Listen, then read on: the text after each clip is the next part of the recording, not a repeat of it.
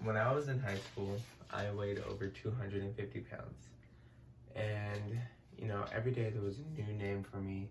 Um, I would constantly get made fun of walking down the halls by people, and, I would get laughed at for my weight.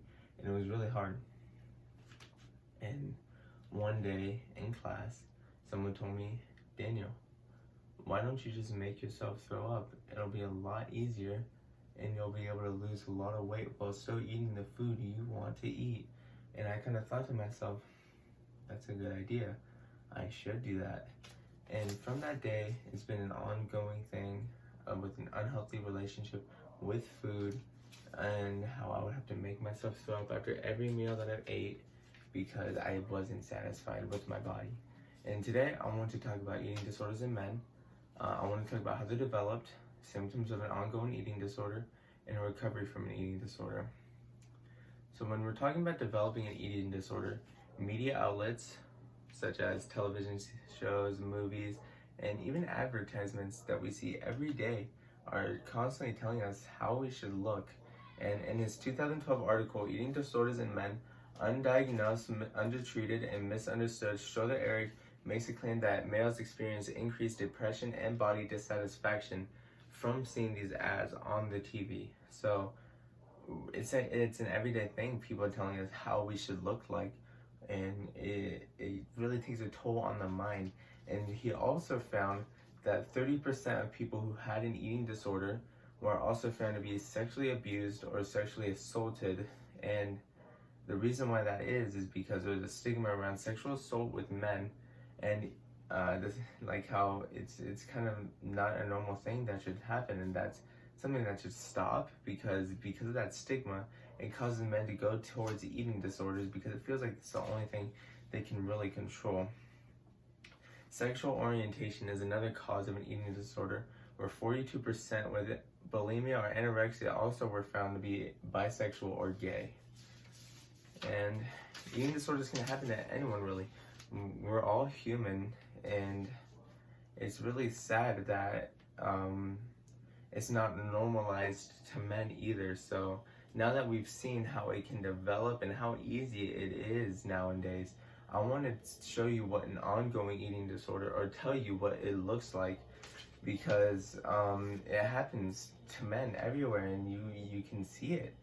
So thought suppression is a key symptom of an eating disorder. So it's basically, you take a thought, like such as eating. So you take that thought of you wanting to eat, and you constantly say, I don't need to eat, I don't need to eat. I've already ate today, or I had my cheat day, on Friday. I don't need to eat today. And in his 2012 article, Jason M. Lavender found that chronic thought suppression is associated with a variety of disorders, but it is most commonly found in eating disorders. It is a key symptom, and even though it might not be hard to see, maybe you can catch it, because if you ask someone who normally loved to eat food if they want to go eat food and they say no, that's something strange. This symptom connects to me because I've even still to this day, even though I've recovered from an eating disorder, I still have thought suppression happening every day with my body and the food that I eat. I'm moving past it, but it's something that's going to stick with me for maybe the rest of my life, and it's a hard thing to go through. And in her 2020 article, Rachel Doley found that eating disorders in boys are starting to become more apparent, where 40% want to be more thin and 30% want to gain excess muscle. So this symptom of body dissatisfaction is a key symptom, because we don't feel good about our bodies. And body dissatisfaction comes from many things, and if you're so dissatisfied with your bodies, you'll go to the extreme lengths of maybe using a substance, or in my case, making yourself throw up every meal, everything, even a snack, because you're so unsatisfied with your body that it's just, you're willing to do anything to become skinny. And now that I've kind of went over what an ongoing eating disorder looks like, I want to talk about recovering from an eating disorder now, because it is a very complicated process. There's so much associated with eating disorders. like Doley found that a design thinking approach, which is a narrative process where it is a repetitive process. And a narrative process is a repetitive process where outcomes get better over time. So you're repeating something in the mind that it'll get better over time. So such as with food, you're going to repeat like, I can eat this. It's not going to do much to me, you know, because I'm thin now. I can eat this without having to think. It won't do much to me. So you do that repetitive process over time until your brain develops and thinks, we're good. We don't need to do this unhealthy thing anymore because we've gone past that. We've developed. And in my abnormal psychology class, I actually learned that cognitive behavioral therapy and drug therapy are key treatments to eating disorders because it is associated with depression.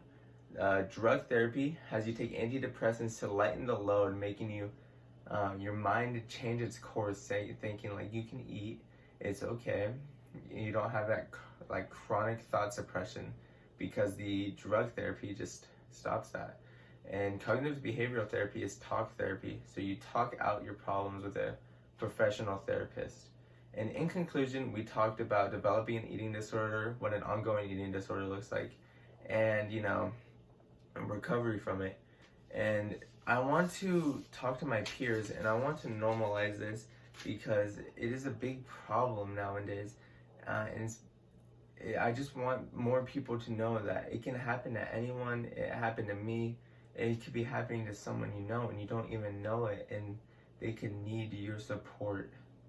And I want to have my peers know that there's people out there like me who have had an eating disorder. And I want to thank you for watching my speech, and I hope you learned a couple stuff.